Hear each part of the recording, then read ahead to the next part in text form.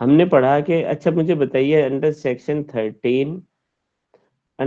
13 how many grounds are available to both the parties. और जो दोनों पार्टी को ग्राउंड मिले इसको कौन सी थ्योरी कहते हैं? Sir, 8 grounds are available to both the. क्या क्या ग्राउंड है, एक एक करके बताएगा कोई, जल्दी जल्दी से। पहला ground Adultery, sir. Adultery, second cruelty, desertion, cruelty, ठीक है, थर्ड Desertion. कन्वर्जन और apostasy, next Unsoundness of unsound mind, next Vandal disease. venereal diseases, next Renunciation of world. renounce the world, Presumption death. renunciation of world, presumption of death कितने दिन की presume करी जाएगी? if a person is not found for the 7 years. period of 7 years, 7 years. 7 साल तक के लिए, तो मान लेंगे कि वो डेथ हो जाएगी, मर गए, वो नहीं रहे दुनिया में। ठीक है, तो ये हमने देखा था, पढ़ा था। उसी में हमने एक ग्राउंड और पढ़ा था, desertion.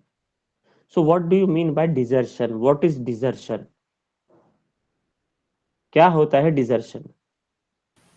When the other party deserted the petitioner for a continuous period of not less than 2 years.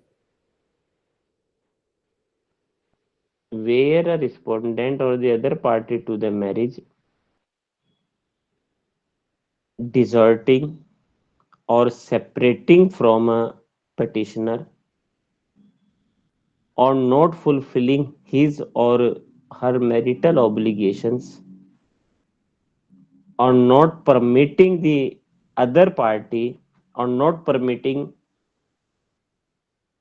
the petitioner to live or to cohabit with the respondent is known as a desertion when it is continuous for the period of 2 years or more। जब ऐसा period जो बिना किसी reasonable ground के, जब petitioner को शादी की अपोजिट पार्टी छोड़ देती है बिना किसी रीजनेबल ग्राउंड के, बिना कुछ बताए, बिना उनकी कंसेंट के, तो माना जाता है कि उन्होंने डिसर्शन किया है, छोड़ा है। लेकिन ऐसा पीरियड जो है कंटिन्यूअसली कितने टाइम के लिए होना चाहिए? It is not an act. Desertion is not a single act or it is not a complete act, but it is a continuous period. It is a continuous period which is for a period of 2 years or more, 2 years, not less than 2 years। ठीक है, तो definition कहाँ दी गई desertion की, वो हम पढ़ेंगे, देखेंगे। बताइए जरा सेक्शन 13 की एक्सप्लेनेशन में कौन है भाई? हर्ष Yes, sir. Section पढ़िए। 13. Explanation. Hmm In this subsection, the expression desertion means the desertion of the petitioner by the other party to the marriage without reasonable cause पहला, and बिना रीजनेबल कॉज के छोड़ दिया, हटा दिया उसे। Second, and and without the consent or against the wish of such party, and includes the willful neglect of the petitioner by the other party to the marriage, and its grammatical variations and cognate expressions shall be construed accordingly. ठीक है। अब कह रहा है कि जब एक party जो है अपोजिट पार्टी को, जब पिटिशनर को अपोजिट पार्टी बिना रीजनेबल ग्राउंड के, बिना रीजनेबल कॉज के छोड़ देती है, या बिना उसकी कंसेंट के और against the wish of the party अगर छोड़ देती है, तो इसको कहते हैं डिजर्शन, जिसमें विलफुल नेग्लेक्ट भी इंक्लूड होता है। जानबूझकर छोड़ देना, नेग्लेक्ट करना, उसको अवॉइड करना जानबूझकर, तो इसको क्या कहा जाता है? Desertion. Desertion. Kindly turn off your camera. ठीक है, अब जरा लिखिए डिजर्शन, 2 लाइन हमारी तरफ से। Desertion means withdrawing from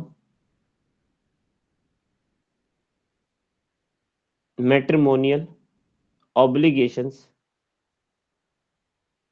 matrimonial obligations, that is not permitting or allowing, not permitting or allowing and facilitating the cohabitation between parties,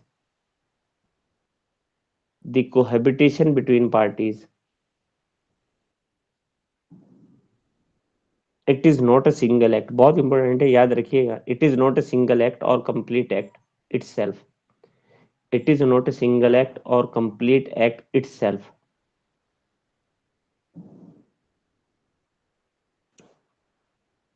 It is continuous course of conduct.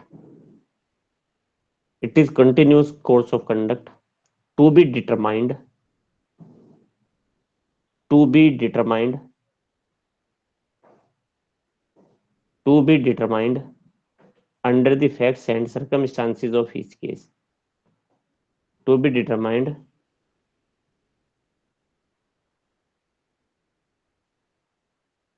to be determined under the facts and circumstances of each case. What are essential elements which have to be proved if either of the parties or either of the parties filing the petition, the few things have to be proved before the court of law. When there is a prima facie case is made out and when there is an essentiality of the case, ये होगा तभी desertion के मामले लाया जाएगा, otherwise नहीं. Number 1, there are 2 essential elements which are required to be proved. 1, factum of separation. What is the fact of separation? Factum of separation.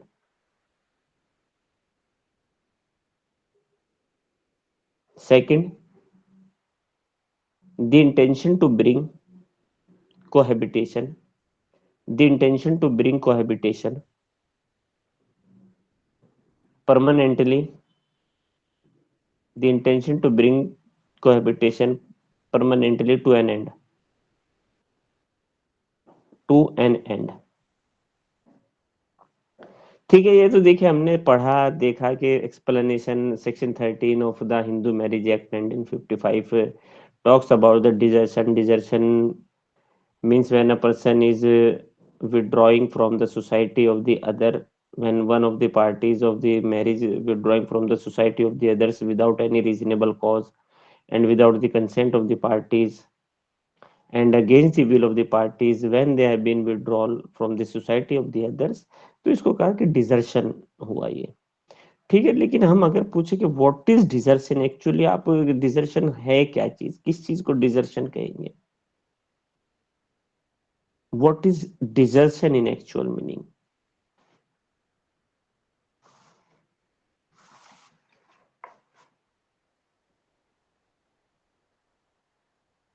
जी, कोई बताएगा क्या होता है डिजर्शन? बिल्कुल वही है जो हमने अभी बताया. What is desertion? willful neglect of the petitioner by the other party to marry.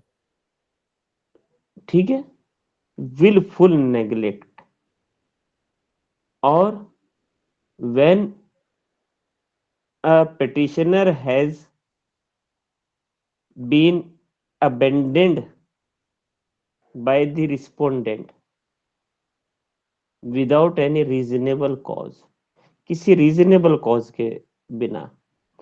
It is a actual desertion. Actual desertion means when one of the party to the marriage physically desert. Desert मतलब होता है त्याग करना, छोड़ देना, अभित्याजन, छोड़कर चले जाना. एक्चुअली एक्चुअल डिजर्शन, 2 तरीके के डिजर्शन होते हैं, एक्चुअल और constructive. Actual desertion is a desertion when a party desert to the petitioner without reasonable cause, without the consent of the parties, then such desertion is known as actual desertion from the place, from the matrimonial home. जब matrimonial home से जो कोई party दूसरे को छोड़ के जाता है, that is known as actual desertion. So what are the other essential, क्या चीजें जरूरी है, what are the essential parts for the actual desertion? Actual desertion के लिए क्या क्या जरूरी है, जरा लिखिए एक दो चीजें.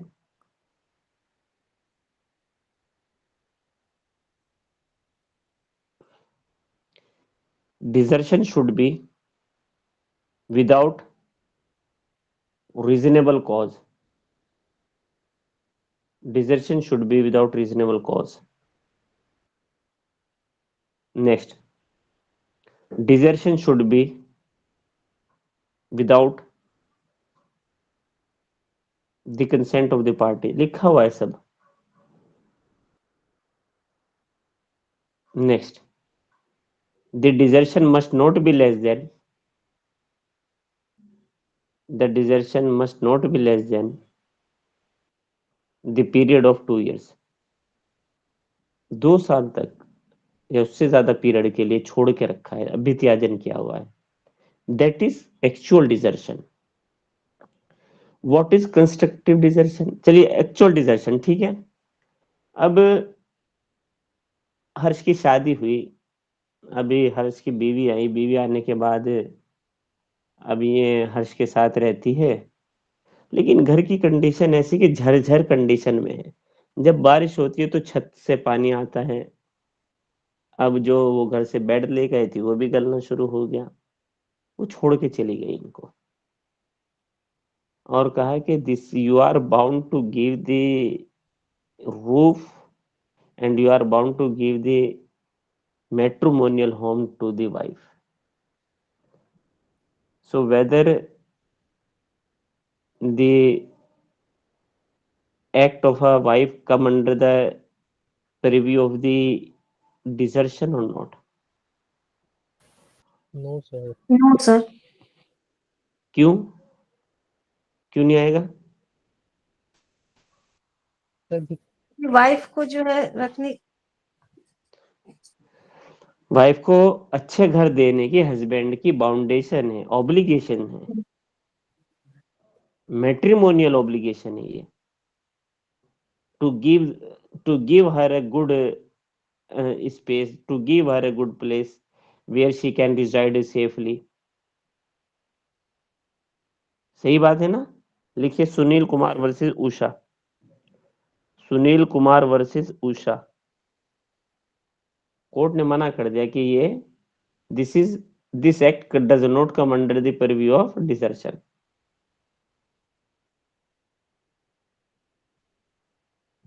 क्लियर है? अब आ जाइए next, constructive desertion. Constructive desertion, what is constructive desertion? क्या होता है कंस्ट्रक्टिव डिसर्शन?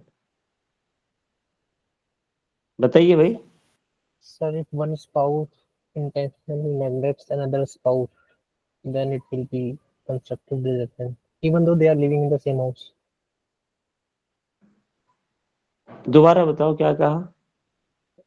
सर, अगर एक स्पाउस जानबूझ के दूसरे स्पाउस को इंटेंशनली नेग्लेक्ट करता है और एक ही हाउस में रह रहे हैं,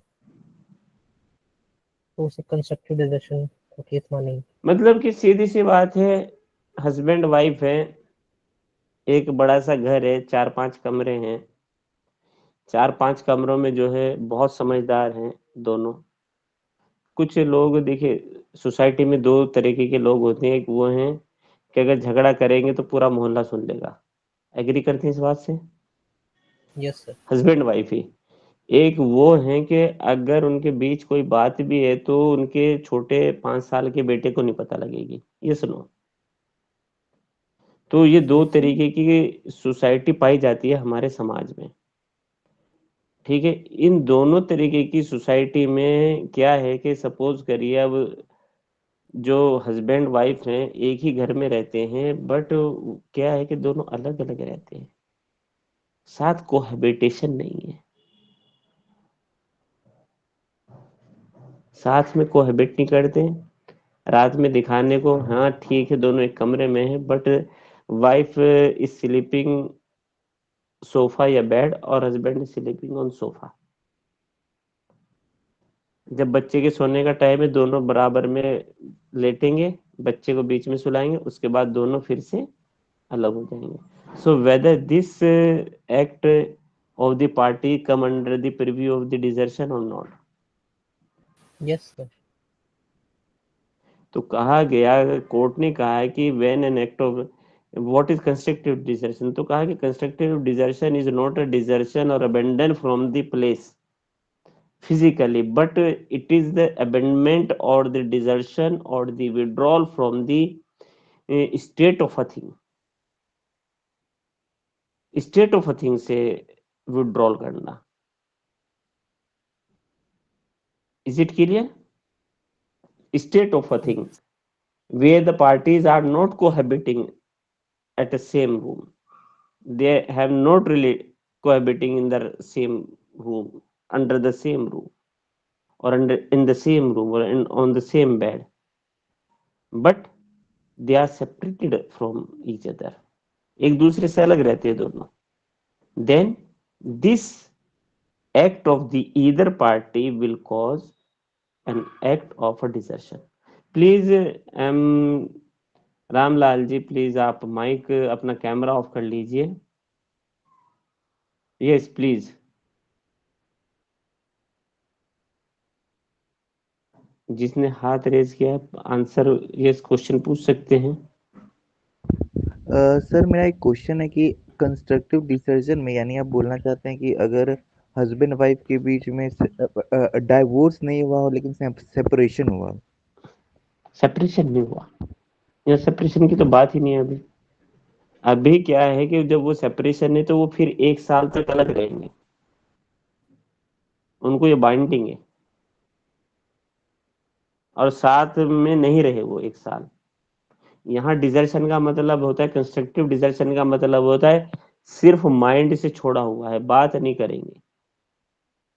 समाज दिखावे में साथ है, समाज देख रहा है कि दोनों साथ हैं,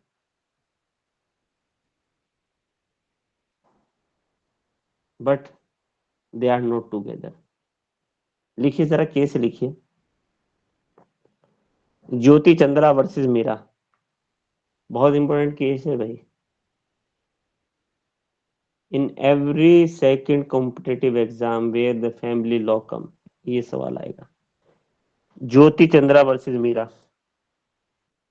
the court has held that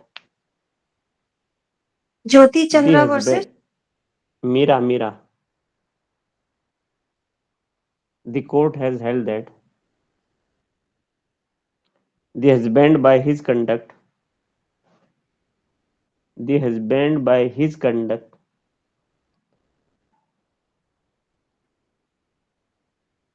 forced forced the wife to leave, live, to live separately from matrimonial homes,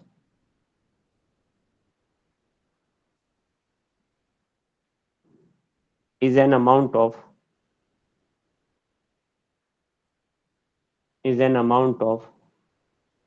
constructive desertion।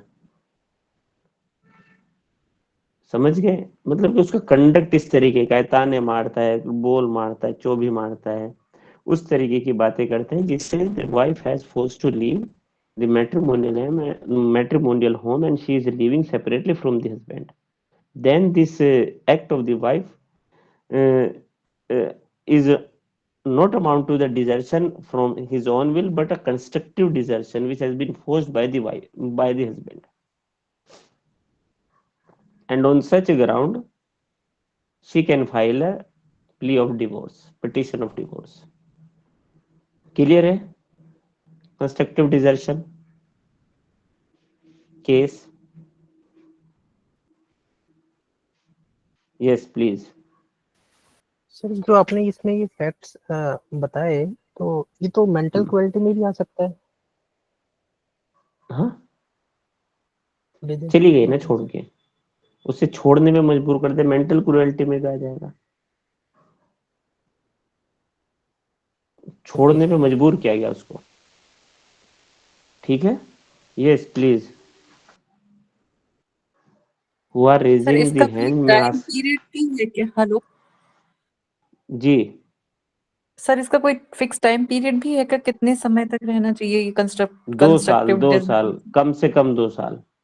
Okay okay, अच्छा, थैंक यू सर। डिजर्शन का ही 2 साल दे दिया ना आपको, डिजर्शन का टाइम पीरियड है 2 इयर्स। तो जरा आइए अब नेक्स्ट, हमारा नेक्स्ट पॉइंट। अब आइए देखिए, इररिट्रीवेबल ब्रेकडाउन थ्योरी। तुलसी कुछ कहना ये चाहती हैं? सर, ये केस नहीं समझ में आया। केस समझने की जरूरत क्या है? इस केस में जो है, वाइफ को जो है ताने मारता था उसका शौहर, जिसकी वजह से वो छोड़ के चली गई घर को, कहीं और रह रही है। तो कहा कि ये कंस्ट्रक्टिव डिजर्शन है हस्बैंड का वाइफ की तरफ से। मतलब कि इतना उसको मजबूर कर दिया कि वो अलग हो गई। तो ये कहा कि उसने एक्ट नहीं किया, डिजर्ट उसने नहीं किया, ये हस्बैंड ने डिजर्ट किया है, क्योंकि उसको फोर्स किया है छोड़ने के लिए। कि वाइफ मांग सकती है ना तलाक के लिए। यस, बिल्कुल। अब जरा आ जाइए 1A, 1 capital A। 1 capital A है इररिट्रीवेबल ब्रेकडाउन थ्योरी। ये क्या होती है irretrievable breakdown theory? Irretrievable breakdown theory कहता है कि where there is no rose, where there is no rose which has a thorn. एक ऐसा फूल है, एक ऐसा कमल है जिसमें फूल की पत्तियां तो नहीं बची, सिर्फ कांटे बचे हैं। तो ज्यादा बेहतर है कि उसको फेंक दिया जाए, वरना वो चुभेगा। Are you getting my point?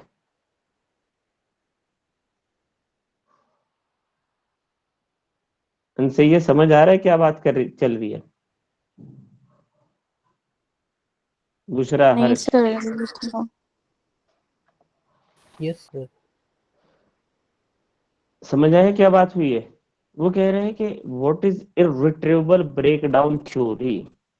तो कह रहे हैं कि इररिट्रीवेबल ब्रेकडाउन थ्योरी उस थ्योरी को कहते हैं जहां पर आरसीआर दिया गया था। कहा गया था कि रेस्टिट्यूशन ऑफ कंजुगल राइट्स के लिए डिक्री पारित की गई थी। रेस्टिट्यूशन ऑफ कंजुगल राइट्स नहीं हुआ with in a period of 1 year.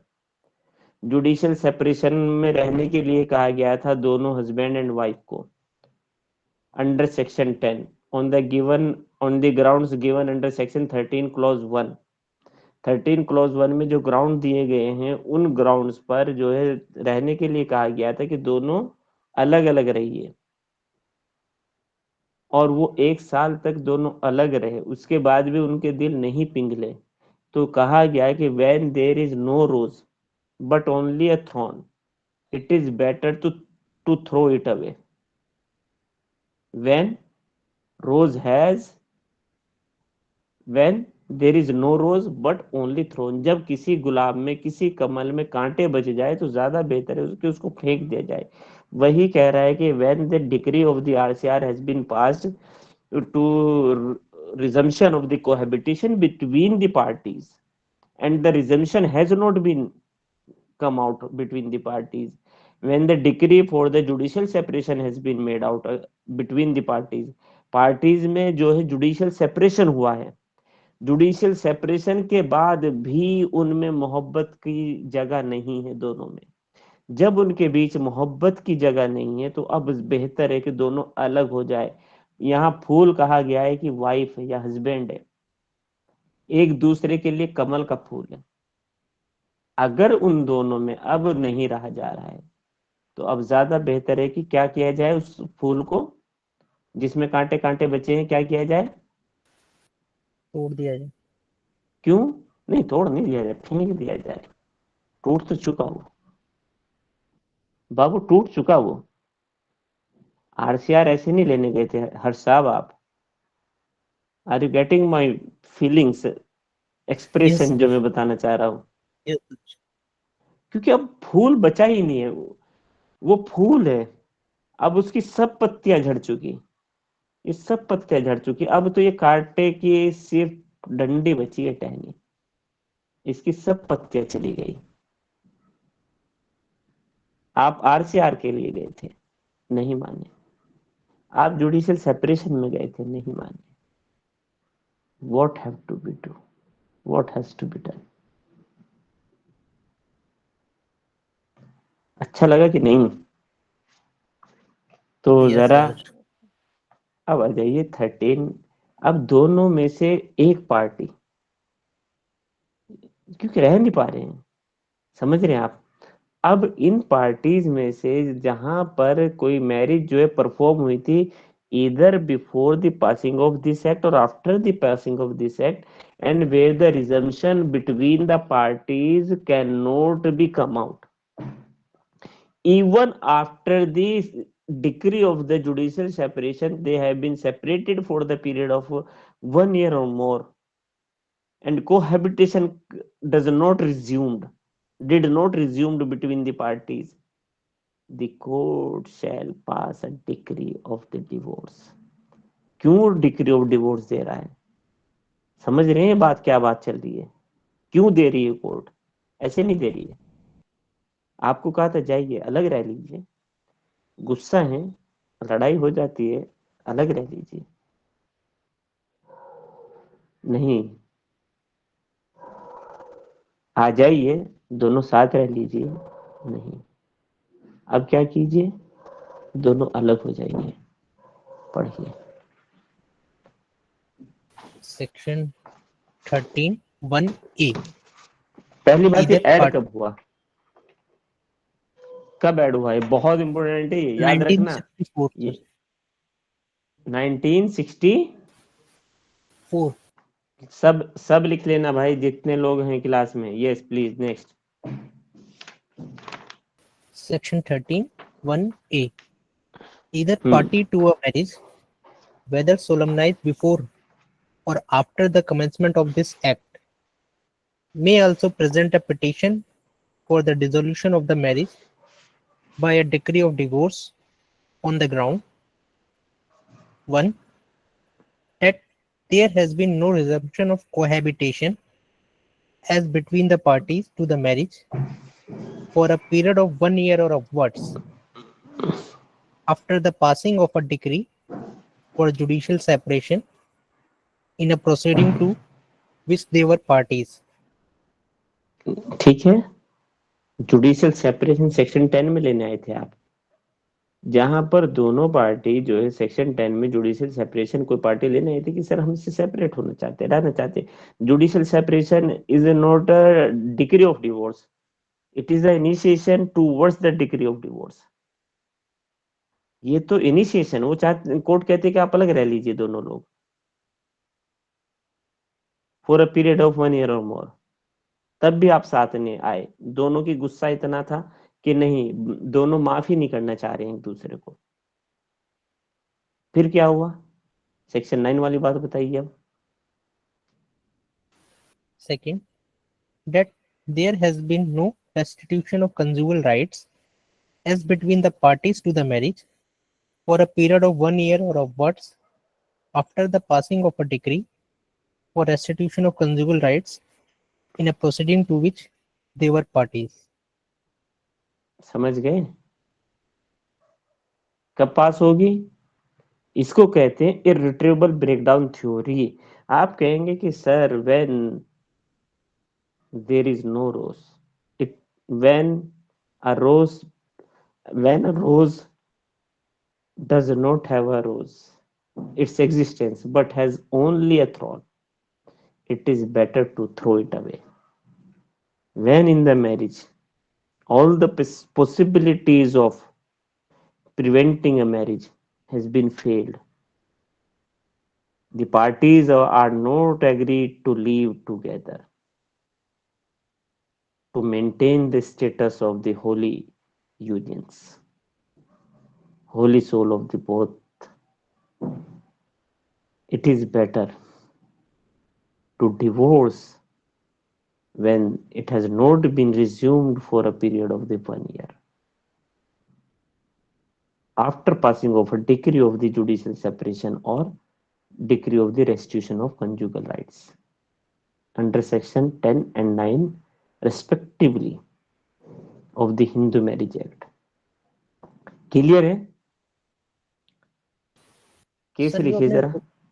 रोज वाला जो आपने हम्म। एग्जांपल दिया case Yusuf versus Sowramma, Yusuf versus सोरम्मा,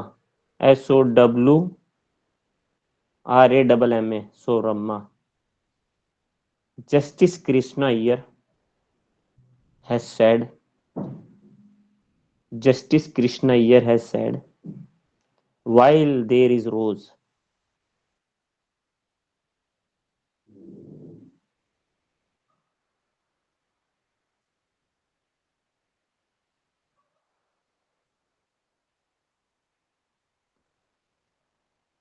while there is no rose, which has no thorns, THORNS, no thorns, THORNS, but if what you hold, if what you hold is all thorn and no rose, जो तुम्हारे हाथ में बचा है वो क्या है? Is all thorn and no rose, better throw it away, better throw it away. Yusuf versus Sowramma. अच्छा, अभी जो है इरिट्रेबल ब्रेकडाउन थ्योरी पे जो है रिसेंटली सुप्रीम कोर्ट ने एक बहुत शानदार जजमेंट दिया था और कहा था कि there is no statutory recognition of the irretrievable breakdown theory. और इरिट्रेबल ब्रेकडाउन थ्योरी ये तो एक प्रिंसिपल है, डॉक्ट्राइन है, सेक्शन 13(1) कैपिटल ए के ऊपर. तो कहा कि whether the marriage without cooling of period, whether the marriage can be dissolved or not. ये एक साल कूलिंग ऑफ पीरियड है. सेक्शन 9 में एक साल के लिए कहते हैं कि आप आ जाइए, साथ रह लीजिए. एक साल तक साथ नहीं रहे, 64 में ऐड किया गया. फिर जुडिशियल सेपरेशन में अलग किया गया, एक साल तक फिर भी साथ नहीं रहे, अलग अलग रहे हैं, रिज्यूम नहीं हुआ. तो पूछा गया कि क्या बिना इस पीरियड को, इस कूलिंग ऑफ पीरियड को एग्जेम्प्ट किए हुए किसी शादी को डिसोल्व किया जा सकता है कि नहीं? किया जा सकता है.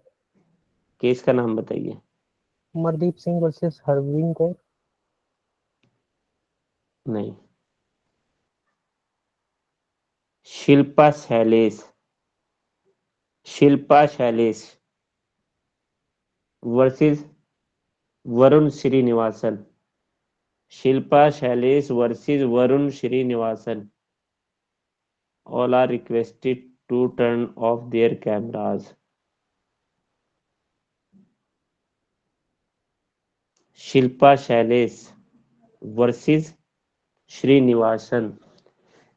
देखिए, under article 142 of the Indian Constitution, what it has been mentioned, what has been mentioned under article 142, inherent power of the Supreme Court.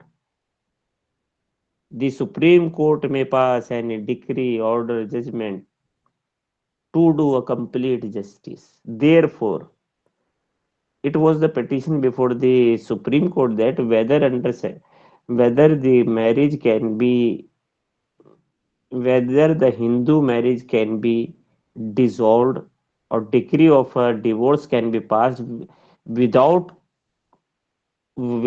passing of the cooling off period.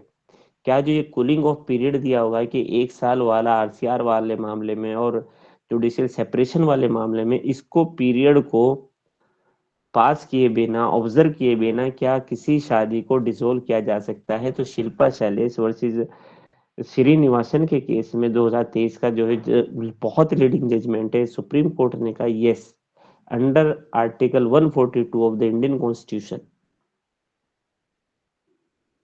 a marriage on the ground of the irretrievable breakdown theory. irretrievable breakdown theory मतलब अनसैया, mic on कीजिए।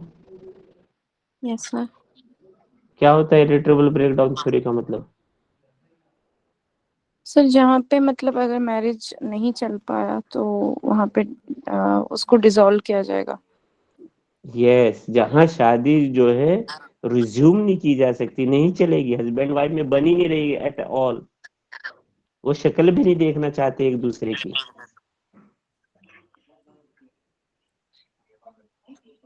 Under article 142 of the constitution the court may dissolve such marriage, the court may dissolve such marriage.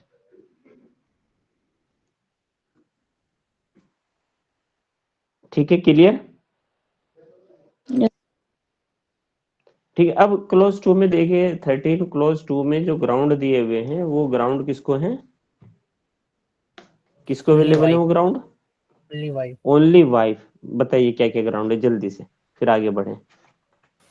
Section 13 clause subsection 2. A wife may also present a petition for the dissolution of her marriage by a decree or divorce on the ground.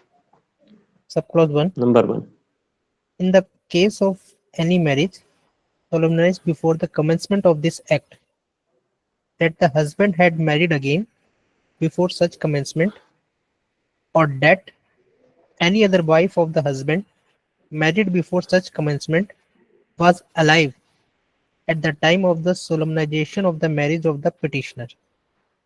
देखिए क्या हुआ कि अब where the marriage, where the husband has married again, जब husband ने जो है शादी की थी before passing of this act, उस एक्ट के पास होने से पहले अगर कोई मैरिज थी, उसके बाद भी उन्होंने नहीं बताया कि वो मैरिज है, तो उन ग्राउंड पर she can take a divorce. देखिए इस एक्ट के पास होने के बाद तो बाइगे में हो गया, यस, और उस ग्राउंड पे शादी क्या है, वॉइड है। लेकिन उससे पहले अगर शादी हुई है तो वो जो है 13 क्लॉज 2 में जाके उस शादी के लिए डिक्री ले सकती है, decree of divorce under section 13 clause 2 sub clause 1। Second, unnatural, when an husband is guilty of the unnatural sexual offense, unnatural sexual offense के लिए गिल्टी है, बिस्टलिटी, सोडोमी वगैरह करता है husband, then he shall be guilty of offence of unnatural sexual intercourse. Unnatural sexual intercourse करता है तो इस ग्राउंड पर भी wife can take a divorce. Wife को अवेलेबल है, ये बहुत बार पूछा गया सवाल है। Third, decree of maintenance against the husband, against the husband वो मेंटेनेंस की डिक्री के लिए ले सकती है, when the husband is unable to maintain the wife. पढ़े जरा इसको पूरा। Section 13 subsection 2 clause 3, that in a suit under section 18 of the Hindu Adoptions and Maintenance Act 1956, or in a proceeding under section 125 of the CRPC, or under the corresponding section 488 of the CRPC 1898, a decree or order, as the case may be, has been passed against the husband, awarding maintenance to the wife, notwithstanding that she was living apart, and that since the passing of such decree or order, cohabitation between the parties has not been resumed for 1 year or upwards. आप समझ रहे हैं चल क्या रहा है ये? Are you getting the theory, what theory? देखिए ये कह रहे हैं कि जहां पर वाइफ जो है मेंटेनेंस क्लेम कर रही है under section 125 CrPC, under section 18 of the Hindu adoption and maintenance act में, जहां पर उन्होंने मेंटेनेंस क्लेम किया, वो मेंटेनेंस देने के लिए जो है वो उन्होंने मेंटेनेंस नहीं दिया है, वो डिक्री पास हुई थी, वो डिक्री पास हुए भी और वो दो अलग रह रही है कितने दिन, देखिए अलग रहना बहुत वो है, 1 साल से दोनों अलग रह रहे हैं। Where a husband is unable to maintain her wife for a period of 1 year or more, or where a decree of the maintenance has been passed against the wife, against the husband, husband के against decree pass हुई है, then she can have a right to file a decree of divorce under section 13 clause 2 sub clause 3. Yes, no? Yes, sir. And last is option of puberty, जो हमने आपको बताया था, option of puberty. ठीक है, clear है? Yes, sir. अच्छा, अब मुझे एक जल्दी से बात बताइए, सेक्शन, एक पर्सन है जो डिवोर्स लेने आया, सपोज करिए कोई हस्बैंड वाइफ है, दोनों में सही नहीं चल रहा है, कुछ डिवोर्स लेने आया, तो क्या whether the court is bound to give to grant a decree of divorce or may give the any other alternative relief? Alternative relief दी जा सकती है कि नहीं? सर कूलिंग ऑफ पीरियड देंगी। ठीक है, अल्टरनेटिव रिलीफ दी जा सकती है, समझ रहे हैं आप? कूलिंग ऑफ पीरियड नहीं, कुछ सभी ग्राउंड्स पर डिवोर्स नहीं दी जाएगी, शुरू में एकदम से डिक्री ऑफ डिवोर्स नहीं पास की जाएगी। देयर आर सर्टेन ग्राउंड्स जिन पर पहले कुछ और डिक्री ऑफ डिवोर्स न देके अल्टरनेटिव रिलीफ दी जाएगी। क्या है वो? 13A पढ़िए। Section 13A alternate relief in divorce proceedings. In any proceedings under this act on a petition for dissolution of marriage by a decree of divorce, except in so far as the petition is founded on the grounds sir mentioned. जय Hind sir. जय हिंद। चलिए हर्ष, चलिए। On the grounds mentioned in clauses 2, 6. Clause 2 में क्या था? Clause 2 में क्या था, जल्दी बताइए। क्लॉज 2 में कन्वर्जन, क्लॉज 6 में renunciation of the word, hermit बन गया, साधु बन गया, संत बन गया। ठीक है, clause 7 missing for 7 year. 12. In ground को छोड़कर क्या होगा, जल्दी से बताइए। The court may, if it considers it just so to do, having regard to circumstances of the case, pass instead a decree for judicial separation. Judicial separation दे सकती है इन 3 मामलों में को छोड़कर। इन 3 में तो अगर वो चाहे तो direct decree of divorce grant कर सकती है, और इनके अलावा जो भी ग्राउंड है, पहला उन्होंने कहा कि कन्वर्जन, दूसरा कहा बेकम अपोस्टेसी कन्वर्जन और रिनंसिएशन ऑफ द वर्ल्ड, और तीसरा कहा कि when he has been missing for the 7 year और मोर। ऐसे मामलों में तो डिक्री ऑफ डिवोर्स देगा। इनके अलग जो और 5 मामले हैं उनमें क्या दे सकती है court? Judicial separation under section 10 of the Hindu marriage act. Clear है बात? Yes, अब आ sir. जाइए म्यूचुअल कंसेंट थ्योरी। पूछा जाता है म्यूचुअल कंसेंट थ्योरी कब ऐड की गई? Divorce by mutual consent 1976. 1976। क्या होता है म्यूचुअल कंसेंट में? व्हेन बोथ द अभी इधर पार्टी पढ़ रहे थे आप अभी तक इधर पार्टी में फाइल द पिटीशन, इधर पार्टी में फाइल दिस, इधर पार्टी में फाइल दैट। यहाँ कह रहा है कि when both the parties are at the conclusion they have both by the mutual consent presented a petition that they have been living separately for a period of 1 year or more। फिर इन्होंने आगे कह दिया कि sir हम पिछले 1 साल से अलग रह रहे हैं। फिर क्या कहा आगे? They have not been able to live together. Sir हम 1 साल से अलग रह रहे हैं और हम साथ नहीं रह सकते। And they are mutually agreed that the marriage is to be dissolved।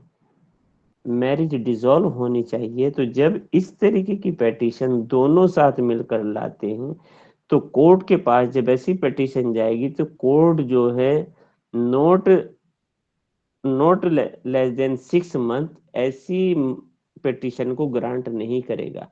It means after presentation of the petition by the both the parties, जहां दोनों पार्टियों के द्वारा, दोनों पक्षकारों के द्वारा पेटिशन लाई गई है, ऐसी पेटिशन को कोर्ट जो है एकदम से ग्रांट नहीं करेगा डिवोर्स, बल्कि उनको कहेगा कि 6 महीने तक उनको आप जैसे रह रहे थे जो मर्जी करिए, 6 महीने तक कोई डिवोर्स नहीं होगी।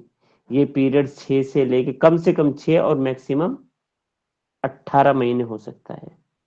इन दिनों के बीच कोर्ट में grant decree of divorce on the ground of mutual consent. Yes no? Yes, sir. Clear है? What is mutual consent? Mutual consent कब है? जब वो कह रहे कि sir we are not able to live together, we have been living separately from 1 year or more। दो ground उन्होंने आके बता दिए कि सर हम साथ नहीं रह सकते, हमारे बीच अब उतनी ताकत नहीं है कि दोनों साथ रह ले, हम दोनों अलग होना चाहते हैं, हम दोनों 1 साल से अलग रह रहे हैं, हम दोनों ये बात चाहते हैं। तो कोर्ट क्या करेगी? डिक्री ऑफ डिवोर्स ग्रांट कर सकती है, लेकिन not less than what period? 6 months. 6 to 18 months. 6 month, 18 month नहीं, 6 मंथ बेटा, 6 मंथ पूछा जाता है। पढ़िए भाई जल्दी से, तब Okay, मजा sir. आएगा। Section 13B, divorce by mutual consent. Subsection 1, subject to the provisions of this act, a petition for dissolution of marriage by a decree of divorce may be presented to the district court by both the parties to a marriage together, whether such marriage was underline solemnized. कर लेना both the parties. कहाँ जाती है petition? Family court में कि district court में? District court. District court है हर्ष। ये जबरदस्ती दिमाग ना लगाना कि हमारे यहाँ फैमिली कोर्ट है तो family court, word district court लिखा हुआ है। Okay, sir. हाँ आइए next. District court by both the parties to marriage together, whether such marriage was solemnized before or after the commencement of the Marriage Laws Act, Amendment Act 1976. अच्छा याद रखना, यहाँ कह रहा है कि जहाँ पर मैरिज 1976 से पहले या बाद में हुई है, यहाँ नहीं कह रहा है कि where the marriage has been solemnized before और after the commencement of this act, ये तो नहीं कह रहा है। नहीं, Okay. पढ़िए अब आगे।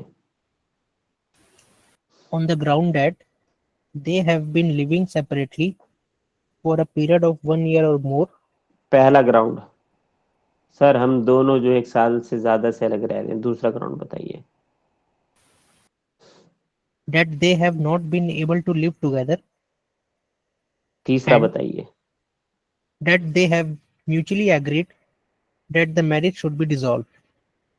खत्म हो जाए, हम रह नहीं सकते, फिर क्या होगा? Subsection 2, on the motion of both the parties motion का मतलब होता है एप्लीकेशन। यहाँ on the motion of the both the parties made not earlier than 6 months after the date of the presentation of the petition referred to in subsection 1, and not later than 18 months after the said date. If the petition is not withdrawn in the meantime, the court shall, on being satisfied, after hearing the parties and after making such inquiry as it thinks fit, that a marriage has been solemnized and that the averments in the petition are true, pass a decree of divorce declaring the marriage to be dissolved with effect from the date of the decree. Clear है बात? Yes no? Yes. Mutual consent theory समझ आई कि नहीं? What is it? किस ground पे दी जाएगी, कब दी जाएगी? when the court is satisfied all the statements or the averment has been given by the parties are true. After the inquiry by the court may pass a decree of divorce. Clear है कि नहीं है? Yes. कब पास हो रही है? तो यहाँ भी पूछा गया कोर्ट से क्या sir, where the both the parties are made the mutual consent under section 13 clause B, the divorce on the ground of mutual consent has been filed by the both the parties, whether the cooling off period of 6 months can be exempted or not, can be waived off or not. Yes, sir. क्या ये period wave of किया जा सकता है कि नहीं किया जा सकता? तो कोर्ट ने कहा generally not in each and every case, but in the urgency and in urgent cases it may be waived of. Case बताइए तो माने. अमरदीप सिंह वर्सेस अरविंद कौर. लिखिए निखिल वर्सेस रूपाली कुमार. पहला केस ये है, हर्ष अग्रवाल. समझ रहे हैं? Okay. पहला केस लिखे Nikhil versus Rupali Kumar 2016. In this case, Supreme Court has excluded the period of 6 months. Excluded the period of 6 months in urgent cases. In urgent cases where it is not necessary.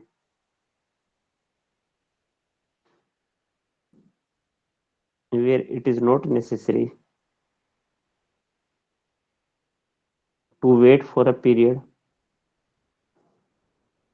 of 6 months.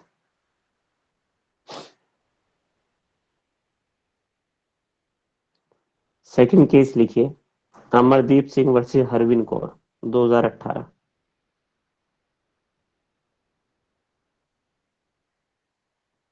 Period mentioned under 13 clause 13B clause 2 is not mandatory but discretionary. Period mentioned under 13B clause 2 is not mandatory but discretionary. Clear है?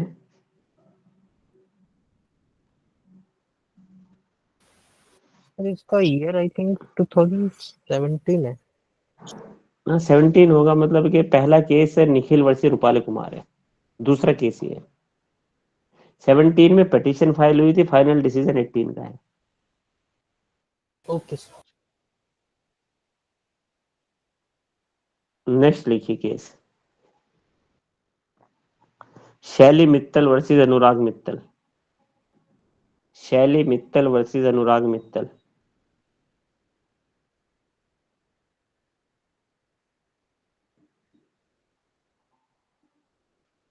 एक बात बताइए, आपने जो है mutual consent के दौरान जो है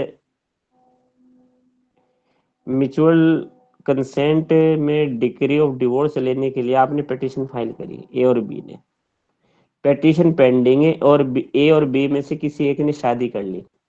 शादी वैलिड है कि क्या है?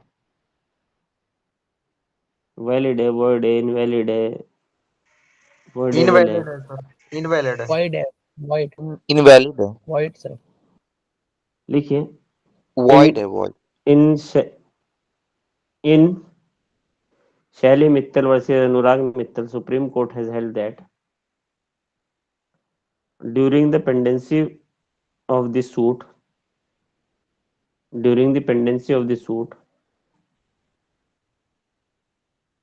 for divorce of mutual consent, second marriage is, mind खोल लीजिए, वैलिड.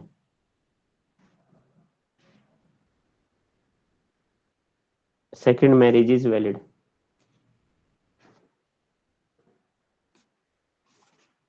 और इसमें कूलिंग ऑफ पीरियड में अब जो लीडिंग केस है उसमें है शिल्पा शैलेश वर्सेस श्रीनिवासन. ये भी पूछा जाता है कौन से आर्टिकल में, ये 136 भी आएगा, 7 भी आएगा, 142 भी आएगा, ये याद रखिएगा. अब आ जाइए जरा 14 बहुत जल्दी से. सर इसमें सेकंड मैरिज इनवैलिड होगा ना सर? वैलिड है, सुप्रीम कोर्ट ने कहा वैलिड है.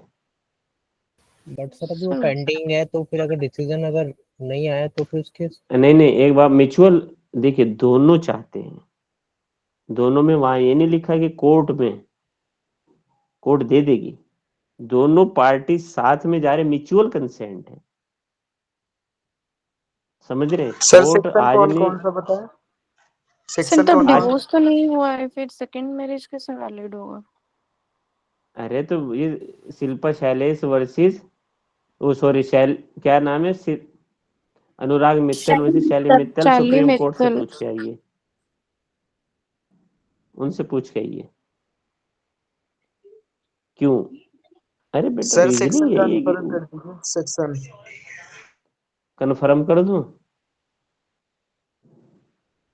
13B, 14 आइए भाई जल्दी से। Section 14, no petition for divorce to be presented within 1 year of marriage. बहुत याद रखिएगा, कभी भी within 1 year of the marriage कोई पिटिशन नहीं ला जाएगी। सेक्शन भी खुद पूछा गया है और पीरियड भी पूछा गया है कि कितने साल, 1 महीना। एक्सेप्शनल हार्डशिप में लाया जा सकता है, when there is exceptional hardship,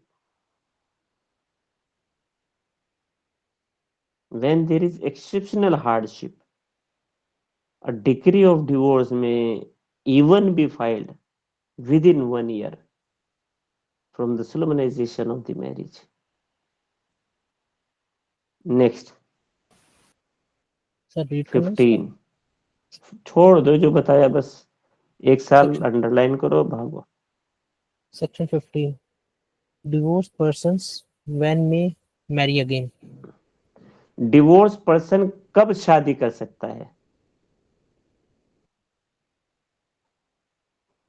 अब कह रहा है कि जहां पर अपील का पीरियड था, अपील नहीं की गई, तो शादी कर ले उसके एक्सपायर होने के बाद। देखिए 3 ग्राउंड है इसमें, when no appeal has been filed, when there is a right of appeal, he may marry again, when time of appeal has been expired without filing an appeal, he may married again, और third कह रहा है कि where an appeal has been dismissed, he may marry। पढ़िए, 3 ground पूछे जाते हैं। When a marriage has been dissolved by a decree of divorce and either there is no right of appeal against the decree or number 1, जहां right of appeal ही नहीं है, और if there is such a right of appeal, the time for appealing has expired without an appeal having been presented, second, or an appeal has been presented but has been dismissed. Next, It it shall be shall be, lawful for either party to the marriage to marry again. कितने दिन के अंदर appeal का लाई जाती है हर्ष? कितना time period है, limitation period कितना है? सर 6 मंथ है।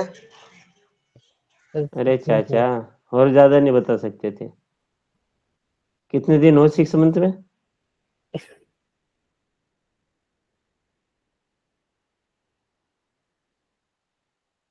When did you completed your law? 30 दिन, 30 दिन लिखिए, 30 दिन। Okay sir. चलिए आइए नेक्स्ट, 16 आ जाइए। यस यस हर्ष। सर इसमें भी यही लिखा कि शादी dissolve by decree of divorce. हाँ, डिसॉल्व होती है तो कोर्ट ने कहा इनवैलिड नहीं है, इनवैलिड नहीं है। शैली मित्तल वर्सेस अनुराग मित्तल के केस में भी कहा इनवैलिड नहीं है अभी, क्योंकि वो म्यूचुअल कंसेंट है, म्यूचुअल कंसेंट में बोथ द पार्टीज है। लेकिन अच्छा, where the consent of the either of the parties to the marriage has been taken by force, fraud or coercion, undue influence, तो जरा 23 में देखिए, 23 के बी में क्या कहता है, ये भी पूछा गया है यार।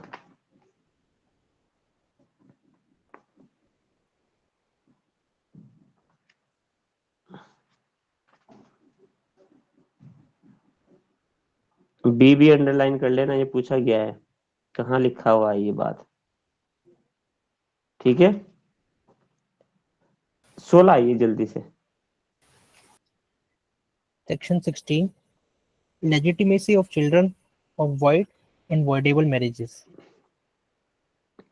जो वॉइड और वॉइडेबल मैरिजेज के बच्चे हैं उनको क्या कहा जाएगा, वो लेजिटिमेट है कि इलीजिटिमेट है, बताइए। लेजिटिमेट। लेजिमिट, लेमिजिटेट, दोनों ही शादी के लेमिजिटेट है भाई हर्ष, दोनों के लेजिटिमेट है कि नहीं? Yes sir. Yes sir, दोनों के दोनों के legitimate. लेजिटिमेट हाँ, कभी कभी मजाक भी करने दिया करो यार। आप काहे नाराज हो रहे हो भाई हमसे? No sir, मैं तो बस अच्छा, समझ आया। चलो अब इस पे एक बहुत अच्छी सी चीज पढ़ लेते हैं। अभी सुप्रीम कोर्ट का एक बहुत जल्दी रिसेंट जजमेंट आया था और हिस्टोरिकल जजमेंट है सेक्शन 16 पे। पता है किसी को क्या था?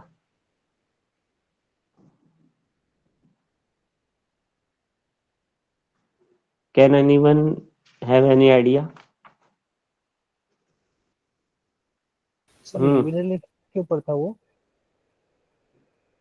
देखिए इसमें क्या हुआ, कहा गया है कि जो वर्ड और वर्डेबल मैरिज के बच्चे हैं वो बच्चे जो हैं क्या है,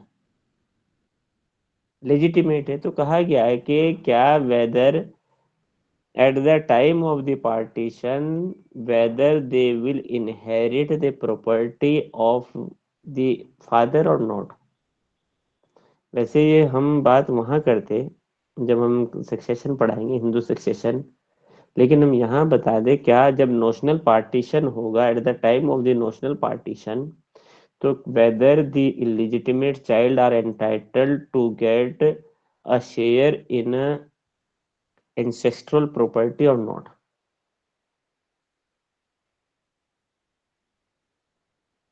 समझ रहे हैं क्या बात चल रही है? समझ आई बात हर्ष? Yes sir. अनसैया, तुलसी, शगुन, यस सर। शगुन बात, क्वेश्चन समझ आया क्या बात हो रही है ये? यस। सवाल ये है कि क्या जो इलिजिटिम जो वॉइड और वॉइडेबल मैरिजेस के बच्चे हैं, जो वॉइड मैरिज के बच्चे हैं जिनको लेजिटिमेसी प्रदान की गई है, क्या वो जो है नेशनल नोशनल पार्टीशन जब होगा क्या वो कोपार्टनर के साथ शेयर हासिल करेंगे कि नहीं? कोपार्टनर होता है जो वैलिड मैरिज के बच्चे होते हैं। करेंगे। पेरेंट्स की प्रॉपर्टी में करेंगे को पार्टनर वाली। हम्म, पेरेंट्स वाली जो प्रॉपर्टी होगी। अब सुन लो, केस लिखो।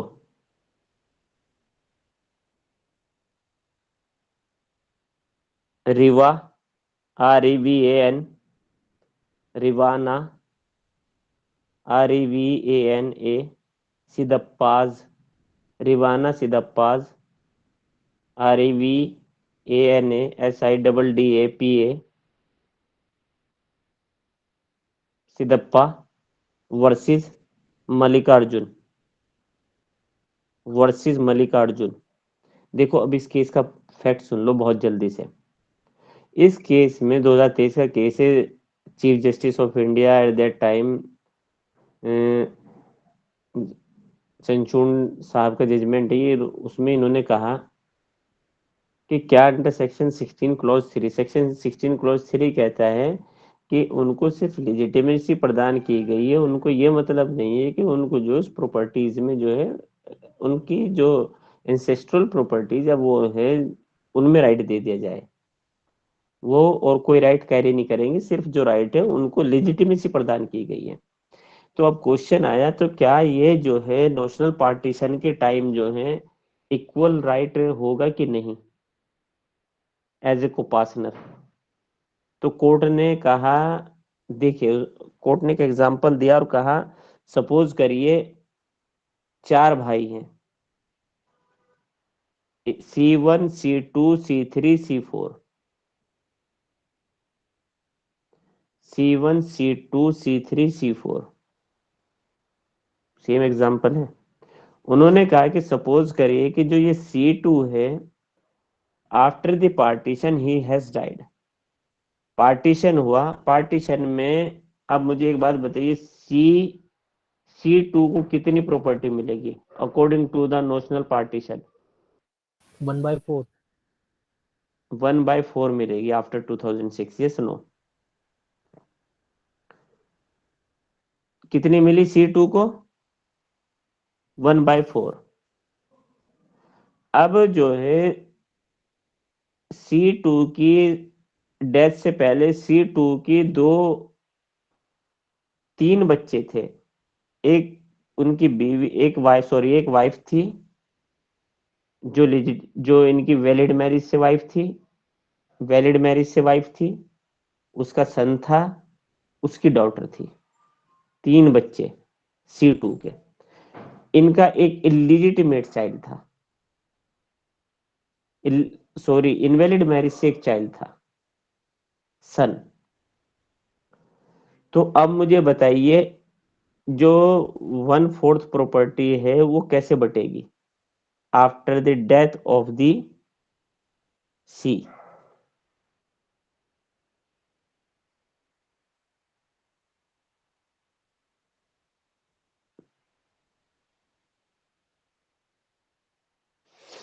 तो कहा कि सी की डेथ के बाद जो प्रॉपर्टी बटेगी वो बटेगी, कितने बच्चे हैं इसके बताइए जल्दी से? 2 बच्चे हैं वैलिड मैरिज से, सन और डॉटर, और तीसरी वाइफ, तो हो गया 1/4 इंटू 3, 1/12 आ जाएगी तीनों में, चारों में। कितनी आ गई चारों में? 1/12। किसका हिस्सा? अब जो ये 1/12 हिस्सा है किसका, जो मर गया, मृतक का, C2 का, इस C2 के हिस्से में इलिजिटिमेट को मिलेगी। और कहा कि ये जो प्रॉपर्टी, चाहे वो एंसेस्ट्रल प्रॉपर्टी हो चाहे सेल्फ एक्वायर्ड प्रॉपर्टी हो, इस हिस्से में से जो इनवैलिड मैरिज का बच्चा है वो ही shall be entitled to get inheritance in the property. अब इनको बराबर क्यों नहीं दिया? कि बराबर इसलिए नहीं दिया कि वो कुपार्टनर हो जाता वरना, और क्लॉज 3 का वायलेशन होता, इसलिए जो है वोट क्या दिया है, 1/12 इंटू 3, 136। किस किस को समझ आ गया, किस किस को नहीं आया? हर्ष क्लियर है? सर थोड़ा सा दोबारा देखना पड़ेगा। जल्दी से बताइए, C2 था, C2 को कितनी जमीन मिली थी? 1/4। माइक ऑफ मत करना, बोलते रहो। 1/4 मिली C2 को। अब C2 के बताइए कितने बच्चे हैं, वैलिड मैरिज के और इनवैलिड मैरिज के? और वैलिड मैरिज के एक वैलिड से 2 हैं और एक सिर्फ हर्ष बोलेगा और सब माइक ऑफ कर लो। सर वैलिड मैरिज से 2 वैलिड मैरिज से कितने? वैलिड मैरिज से 2 हैं, सन और डॉटर, और एक वाइफ है, 3 हुए। तो जरा मुझे बताइए 1/4 का को 3 जगह डिवाइड करे तो 1/12 होता है कि नहीं? Yes sir. 1/12 होता है। नीचे नीचे मल्टीप्लाई कर दो जितना है उसमें, इतना शेयर हो जाएगा। कितना शेयर हो गया? 1/12। 1/4 बड़ा होता है कि 1/12? सर 1/4 पड़ा होता है। 1/4, तो 1/12 हिस्सा हो गया सभी का। अब 1/12 हो गया शौहर का, 1/12 हो गया, 1/12 हो गया वाइफ का, 1/12 हो गया तुम्हारा इनका ये सब हो गया। नहीं नहीं 1/12 नहीं भाई, चार आदमी है ये, शौहर वो, तो ये हो गया कितना, सर बिल्कुल बोले 116 116 चार आदमी है, शौहर वाइफ 116। अब ये जो 116 का शौहर वाला हिस्सा है, जो C2 वाला हिस्सा है, इस C2 में से अगेन अब उन तीनों को मिलेगा, प्लस जो इलीजिटिमेट शादी से है उसको मिलेगा। क्लियर है? क्लियर है सर। सर नेक्स्ट सर जो केस का C2 नाम का मैंने हिस्सा बता है दिया, वो ये 50% मिलेगा इलेजिटिमेट चाइल्ड को। 50%। सर मतलब जो माइक C2 का ऑन करो। शेयर हो गया हाँ तो उससे माइक ऑन कितना करो। कितना शेयर सर मिलेगा C2 सॉरी इलेजिटिमेट चाइल्ड को। हमने बताया नहीं दिया आपको, पूरे का पूरा हमने बताया तो है आपको कि जो 116 हुआ नहीं चारों में, C2 जी में, सर। C2 की वाइफ में, C2 के बच्चे में, C2 की लड़की में, 1/4 इंटू 4 116। जो 116 जो C2 का हिस्सा है, इसमें से अब ये तीनों फिर बांटेंगे।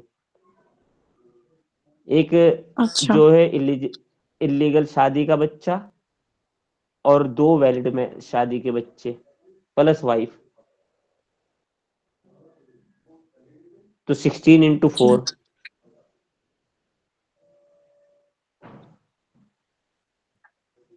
जी सर समझ गए। क्लियर? चलिए, यही कहा है सुप्रीम कोर्ट ने कि ये होगा, और कहा कि अगर इनको जो है शुरू में ही जो है फिफ्थ 5 जगह डिवाइड कर देते, तो ये फिर जो है नोशनल पार्टीशन का वायलेशन हो जाता, और ये क्लॉज 3 का वायलेशन होता। बहुत लीडिंग जजमेंट है ये, याद रखिएगा।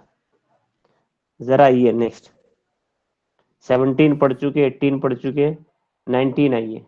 19 कोई भी जो पिटीशन है जो प्रेजेंट की जाएगी, पूछा जाता है ये कहाँ की जाएगी, डिस्ट्रिक्ट कोर्ट। डिस्ट्रिक्ट कोर्ट में। ठीक है, अब जरा इसमें देखिए कब प्रेजेंट की जाएगी। तो कह रहा है कि every petition under this act shall be presented to the district court within the local limits of whose ordinary jurisdiction civil jurisdiction the marriage was solemnized। जहाँ मैरिज सोलमनाइज हुई है उसकी जुरिस्डिक्शन में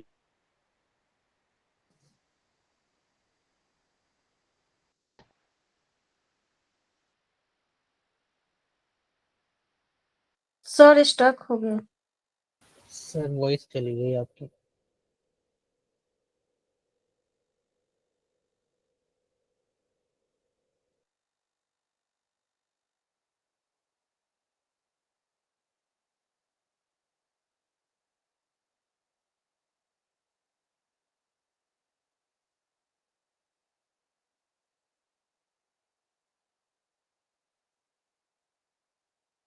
case of the wife rule change हो जाएगा।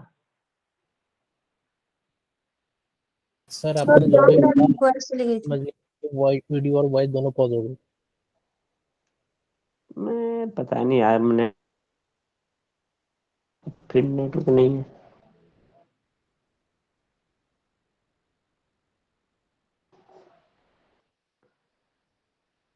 Connection आ रहे जा रहे हैं आज यार। अच्छा, इनका डाटा ज्यादा खर्च कर लो, ये दिक्कत भी होती है, समझ रहे हैं आप? सर आपका वाईफाई होगा ना कुछ। है, लेकिन मैं 5G चलाता हूँ तो कोई दिक्कत नहीं, फिर मैं पैसों वाला फूकता हूँ। तो 5G सर समझिए, अनलिमिटेड लिमिटेड नहीं अनलिमिटेड है 5G। अनलिमिटेड है सर 5G। ये चरस है, ये आपको सुंघाई जा रही है ओपीएम। जब आप इसके एडिक्टेड हो जाएंगे फिर हाथ खींच लेंगे, फिर आप खरीद के चूज वो करना, सूंघना। सच्चाई है हर्ष, सही है जी कि नहीं सर। है? ये जी सच्चाई है, सर जियो वाला एग्जांपल दे रहे हैं आप। बिल्कुल है भाई। ये 2016 में नो वन नोज की 16 में आई डिड माई LLB 15 में। तो उसके बाद जियो आया, हमने नहीं लिया। तो जियो में यूट्यूब चलाना आसान नहीं था उस टाइम।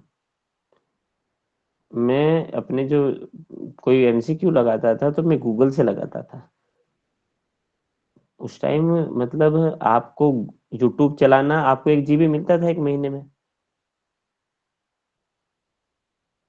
आप 1 GB कितनी देर में खर्च कर देंगे? 3G खत्म हुआ था, 4G नया नया आया था। तो जियो का एक आता है, अब उसने आपको देना शुरू किया 1 GB फ्री। नहीं, अनलिमिटेड था, 1 GB नहीं, अनलिमिटेड था शुरू में 2 साल, बिल्कुल 16-17 फ्री। एक लड़का डेली 25-30 GB खर्च करता था, हमारे साथ रहता था। 25-30 GB डेली फ्री फ्री। उसका मोबाइल हैंग हो गया था, फिर वो ऑन नहीं हुआ कभी। ठीक है, तो वैसे ही ये 5G है, ये भी दे रहे हैं इतने में अनलिमिटेड। जब आपको अनलिमिटेड की आदत हो जाएगी 2-3-4 GB डेली, तो फिर 4 GB के लिए आप रिचार्ज कराना। ये सुनो, Yes, देखिए sir. सब चीजें ये एडिक्शन है। अच्छा, आप कभी कभी कोई आदमी 2 घंटे इंटरनेट ऑन ना करे, 2 घंटे बाद ऐसे इंटरनेट ऑन करेगा जैसे इसने पानी ना पिया हो। अब बहुत अजीज चीज इसके पास नहीं थी और वो इसे मिली हो।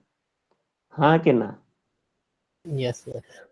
एग्जाम दे के निकलेगा, सबसे पहला काम करेगा मोबाइल ऑन करके वो ऑन करना है। घर नहीं बताएगा माँ पेपर अच्छा हुआ है। WhatsApp पे पहले वो जो है उसको ऑन करेगा और ऑन करके देखेगा व्हाट्सएप पे क्या है। आया कुछ नहीं है। कोई आपसे प्यार करता है तो आपको कॉल करेगा, कोई आपको जो फॉर्मल आदमी है वो आपको मैसेजेस करेंगे। मैसेजेस आपके पास किसी के आते नहीं, तो आप देख क्या रहे हैं? हो सकता है कि वो वाली बात देख रहे हो कि हाँ ऑल द बेस्ट वाला आया होगा, तो वो देखो किस किसने बोला है ना? Yes, sir. तो ये सब चीजें, मतलब सब it is a fraud on the part of the person. वो फ्रॉड करता है अपने साथ खुद। मैं अब तो ज्यादा मैं ऑन रखने लगा डाटा, अदरवाइज मैं 3 बार डाटा ऑन करता था, सुबह में, दोपहर में और शाम में। अदरवाइज पूरे दिन मेरा डाटा ऑफ रहता था। 1 GB में से मेरा 200 MB खर्च होता था और 800 MB मेरा बचता था। मेरी दोस्त मुझे कहती थी, यार अली तेरा तो सारा बचा रहता है, मैं क्या करूं? मेरे पास उतना टाइम नहीं है कि मैं आइए, कहाँ निकाल दिया भाई? सेक्शन 19 बता रहे थे, वो बीच में अटक गई थी वीडियो। हाँ, सेक्शन 19 में जल्दी से आ जाइए। सेक्शन 19 की 3rd A देखो। 3rd A में देखिए, आप कह रहा है कि जहाँ मैरिज सोलमनाइज हुई हो, जहाँ रिस्पोंडेंट रहता हो, जहाँ पार्टीज लास्ट रिजाइड हो रिस्पोंडेंट की। लेकिन वाइफ के मामले में बदल गया, कह रहा है कि जहाँ वाइफ रहती हो। मैरिज से मतलब ही नहीं कि कहाँ सोलमनाइज हुई है, वो कह रहा है जहाँ रहती हो लास्ट, वहां सूट लाया जाएगा। बहुत पूछा गया है ये। नेक्स्ट आ जाइए जल्दी से 21B। Section 21B, special provision relating to trial and disposal of petitions under the Act. Trial कितने दिन में समाप्त होगा? तो कह रहा है कि कोई भी ट्रायल डेट जो है नोट लेजर कितने दिन में समाप्त हो जाएगा। कितने हैं जरा देखिए भाई, कितना है? 6 महीने। Within 6 एक मिनट, months. मेरी कॉल आ रही है।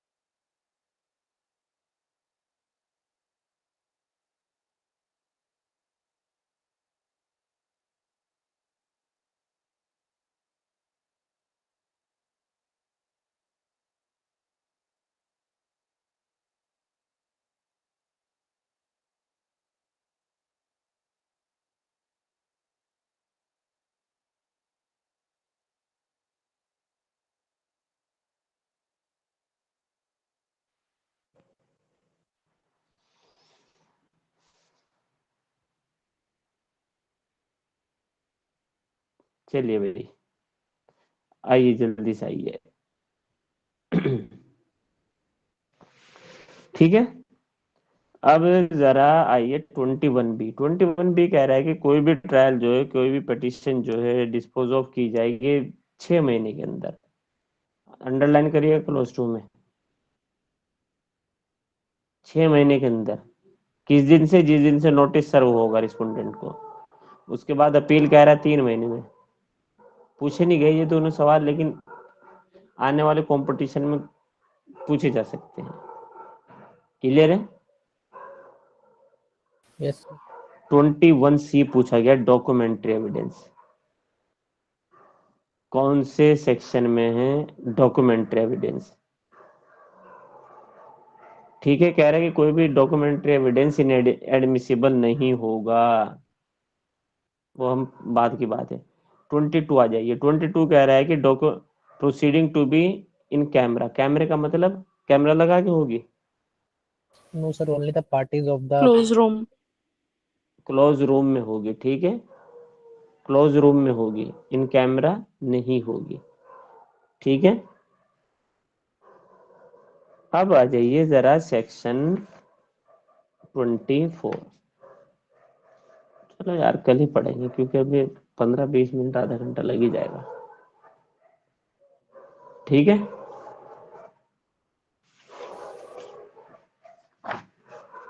हर्ष।